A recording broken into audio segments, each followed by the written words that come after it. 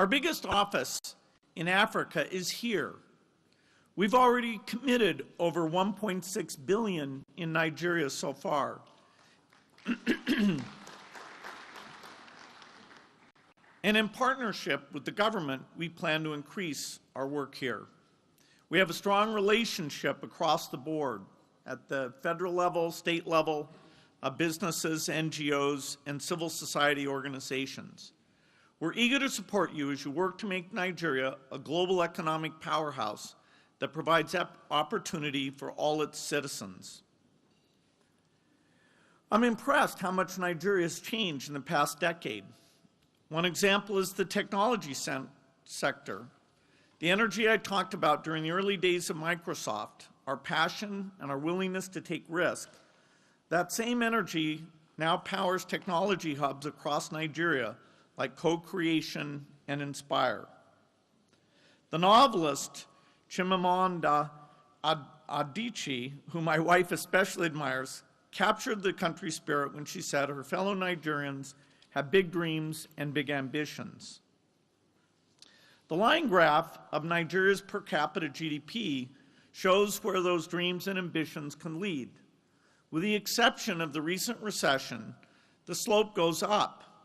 As a result of this growth, Nigeria is now the biggest economy on the continent. You're rapidly approaching middle-income status like Brazil, China, and Mexico. But growth is not inevitable. Nigeria has unmatched economic potential, but what becomes of that potential depends on the choices you make as Nigeria's leaders. The most important choice you can make is to maximize your greatest resource, the Nigerian people. Nigeria will thrive when every Nigerian is able to thrive. If you invest in their health, education, and opportunities, the human capital that we're talking about today, then that will lay the foundation for sustained prosperity.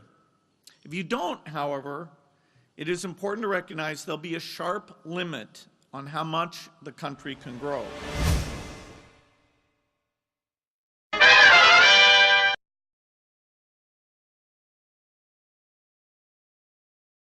And I wanted to come to Lagos first because of the vibrant developer and entrepreneurial ecosystem that you guys have here, right, as Ime was just talking about. And, so I've been going around the world to different cities, and we've been doing town hall Q&As and sitting down with people in the Facebook community and hearing from them about how they use our services and what we could do better. And here in Lagos, I wanted to not just sit down with people in our community, but sit down with developers and entrepreneurs. And the reason for that is there's this energy here. I mean, you feel it as soon as you get off the plane, right? And it's, I think the world needs to see that, right? And, here in Lagos and across the continent, things are changing really quickly, right? I mean, the economy is shifting from a resource-based economy to an entrepreneurial and knowledge-based economy. And you guys are the ones who are leading that change. And not only remaking Lagos and Nigeria, but shaping the whole continent and influencing how things are going to work around the world for the next generation. And I think that that's a story that is underappreciated in a lot of parts in the world. I think that people often don't really have a sense for how much energy there is and what the entrepreneurial spirit is here.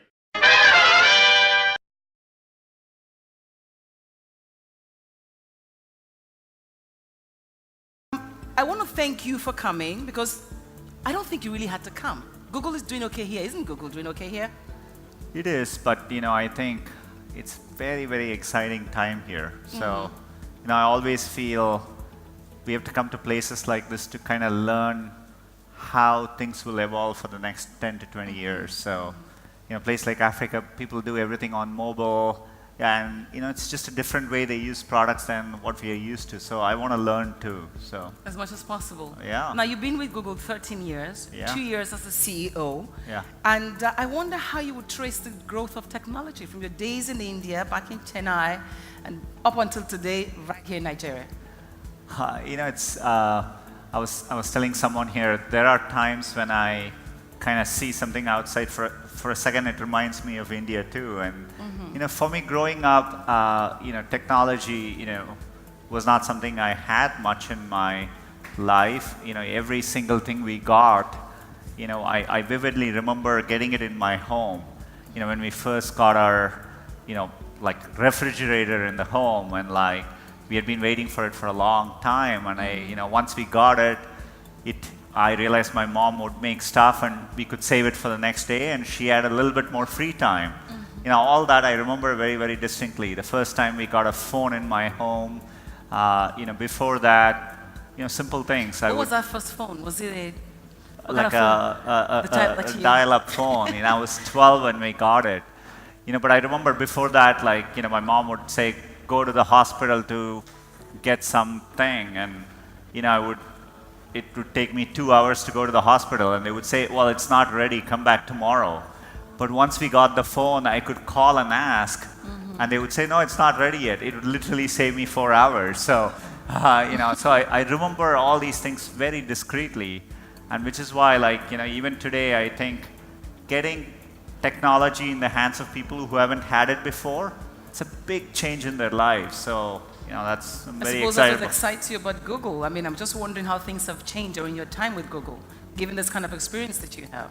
You know, I mean, at Google, you know, one of the things which always struck me about Google is everything we do in Google, we want to try and make it work for everyone in the world. So if tomorrow you have access to connectivity, you know, the Google you get is the same thing which, I don't know, professor at Harvard or Stanford gets. Will be no different for, you know, a child growing up in Lagos here. So for me, that's always been true about Google, trying to reach everyone with information. As much as possible. We are able to do that better and better, and you know, I'm excited to be able to do that here as well. It's nice to know you want to do products that are relevant, you know, at least especially for Nigerians. This time you're coming to Africa, you're focusing on Nigeria. But also, I would like you to speak about the challenges in enabling people to flourish in this digital economy. What else do you think Google can do? We've heard great things you've announced to us today, but I get the sense that there could be more. Yeah, you know, I think one of the things, you know, coming to Nigeria, I'm struck by, you know, the energy, the enthusiasm of people here, the happiness. You know, I think you have people is the most fundamental resource a country has. And so for me, it's about how do you make the transition to a digital economy.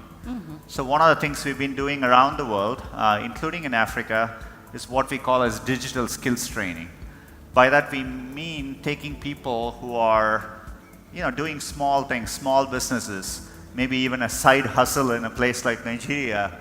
You know, how do you figure out, how do you leverage a digital platform to reach more people, to grow your business? We've done this in Africa now. We have trained 1 million people. It's been working well. So I'm pretty excited. We are committing to train 10 million people over the next 5 years in Africa. So, and you know, this is a formal training program. We get people in. We can do it online in locations and train them basic skills. So for example, the team was talking to me about a tailor, Eniola, you know, just having a small tailor shop, but learning how to put your shop on Google Maps, others can find you, and then more people come to your business. So we want to try and teach people to do that.